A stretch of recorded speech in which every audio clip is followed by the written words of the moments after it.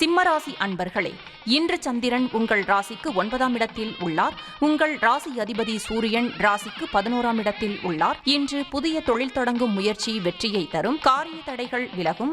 அலுவலகத்தில் பதவி உயர்வு, சம்பள உயர்வு சந்தோஷத்தை தரும். சிலருக்கு குழந்தை பாக்கியம் உண்டாகும். சிம்மராசி மகம் நட்சத்திரம். இன்று திருமணம் சம்பந்தப்பட்ட சுபகாரியங்கள் கைகூடி வரும். நண்பர்கள் உறவினர்கள் மூலம் நல்ல ஆதாயம் உண்டாகும்.